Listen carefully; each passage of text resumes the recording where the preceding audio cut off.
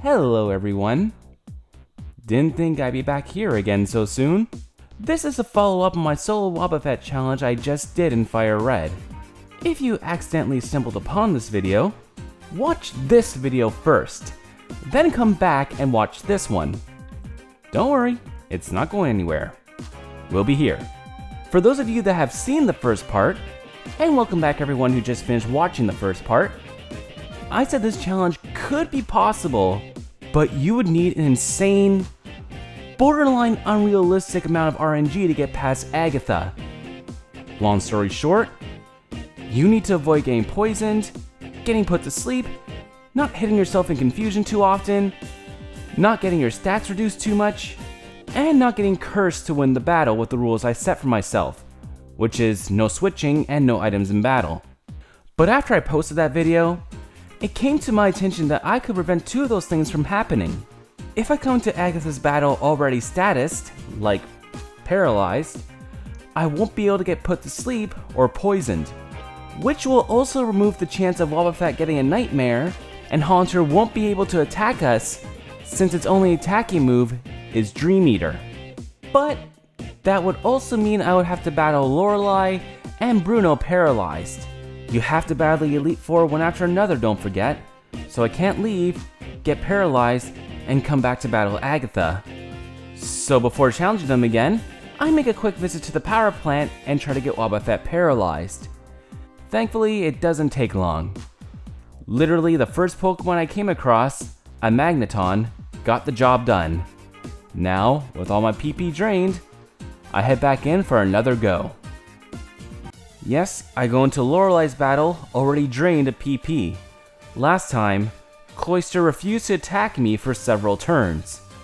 Spoilers, it happens here too. Not to mention I had to use over half my Miracle to get past Dewgong and Lapras, so I figured going in with Struggle would be easier. I was wrong. Firstly, since we're paralyzed, we'd run a 1 in 4 chance of not being able to attack.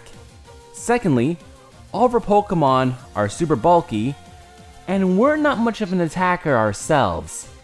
We're looking at multiple struggles just to take out one of Lorelei's Pokemon, and that's before you throw in full restores. Then her Dewgong and Cloyster both know Hail, which will cancel out the effects of leftovers. Lapras can confuse us, and Jinx can make us fall in love since we're male. The order Lorelei sends out her Pokemon never changes. Dewgong, Lapras, Cloyster, Slowbro, and then Jinx. Dewgong usually goes down easily enough, but Lorelei will give it a full restore once his health is down to the red. It takes a while, but there are no other major issues besides possible hail. Like I mentioned earlier, Lapras can confuse us. It doesn't hit us super hard thanks to our higher level and maxed out defense, but if I hit myself too often, I won't have enough health for her last 3 Pokemon. Cloyster, I just need to bank on not attacking us or setting up hail until we recover some of our lost health back. It'll usually start off by setting up spikes, then it might set up hail, or it'll use protect for the next several turns. We're hoping for the latter. If we have enough health left, Slowbro won't be a problem. For some reason, it'll go for Yawn occasionally, even though we can't be put to sleep, but I won't complain about that. Then we have Jinx, the hard hitter of the team. If her health is too low, she'll easily take us out. It also knows Attract. We already have a 25% chance of not being able to attack thanks to paralysis. And if we add Attraction to the mix, our chances of winning drastically go down. This takes me quite a few tries, but eventually with some RNG, we get through Lorelei. Time to meet Bruno again. And just like before, he's no challenge.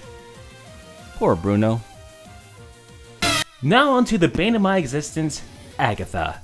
Thanks to paralysis, managing her first Gengar is a lot easier. It can't use Toxic, and Shadow Punch doesn't hit us too hard. Well, if it doesn't crit, that is. But it's still a pain to get through. Double Team raises its evasiveness, increasing our chances of missing. And it can still confuse us. Now, I gotta hope that I don't lose too many of my turns to paralysis and not hit myself. But it's still easier than what it was before to defeat it. Golbat has the same story as before. Can confuse us, but no problems other than that. Arbok is where it gets real difficult, mainly because of one move, Screech, which lowers our defense by 2 stages whenever it hits. If it happens to us once, I can probably handle that, but twice is a run killer. Sludge Bomb will now hit hard, and if we do get past Arbok, Agatha's stronger Gengar will finish us off with Shadow Ball. Yeah, getting our attack cut isn't ideal either, but we weren't that strong in the first place. Also, Bite has a chance to flinch us. I need Arbok to not go for Screech, or hope that it misses. It has an accuracy of 85, so we have a 15% chance of it missing. Then, much like before, it's just about not losing too many turns. The theme of this run. But even if we don't get our stats dropped, her second Gengar is still a pain to deal with. Since we're paralyzed, it'll never go for Hypnosis, and since it sees a weakness in Shadow Ball, it'll always go for that move until it's out of PP. If it crits, that's it. Even if it doesn't crit, it still deals decent damage. After dozens of attempts, I was finally able to get through Agatha's Ace. But now we have her Haunter to get through, her last Pokemon. Luckily for me, it can't use its only attacking move, Dream Eater, since we need to be put to sleep for it to work. Which we cannot be put to sleep anymore thanks to paralysis. But it still knows Curse, which is a double-edged sword. Haunter loses half its health, and in return, we lose a quarter of our health every turn. If our health is too low, it's back to the beginning again. But if our health is high enough, we can finish it off with one last struggle to finally get the W. Shout out to Zane Winter for the paralysis idea. Show him some love in the comments, otherwise we wouldn't have this video. With my PP restored and my paralysis cured, I go into Lance's room and challenge the final member of the Elite. This is a walk in the park. I use Mirror Coat for his Gyarados and Dragons, while Counter took care of Aerodactyl. It was made even easier when Lance's Dragon go for Outrage, cause I know they'll be locked in for the next couple of turns. That just leaves one last battle. The final battle against my rival. Right away, we have problems. What problem? 2 words. Sand Attack. Lowering our accuracy with every hit. The more it's used, the less likely Counter or Mirror Coat will hit. And sometimes Pidgeot will use it multiple times in a row. If that happens, I don't even bother trying. But if we can get through the sand, Pidgeot won't be an issue. For Gyarados, I just go for Mirror Coat.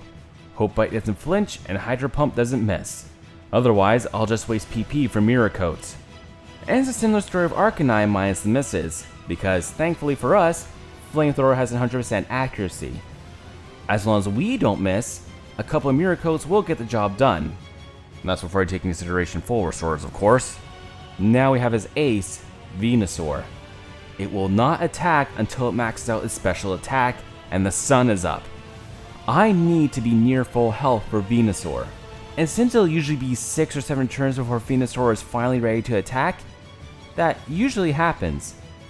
If not, Solar Beam will annihilate me. Even at full health, if it crits, it's GG. If Mirror Coat misses, it's GG. But if it doesn't crit and we don't miss, we will one-shot Venusaur. But our health will be super low at this point. Thankfully, his next mon is Alakazam, who doesn't know any moves that can hit us super hard. As long as we're not crit and our special defense isn't dropped, we can easily beat it. That just leaves Rhydon. I'm still going to need some luck as Earthquake deals more damage than we can recover. But if we can avoid getting crit and my rival already burnt through all its full restores, we can take it out and become the new Pokemon League champion. And you know what that means? I just beat Fire Red only using a single Wobbuffet to battle. I do not recommend you trying this yourself.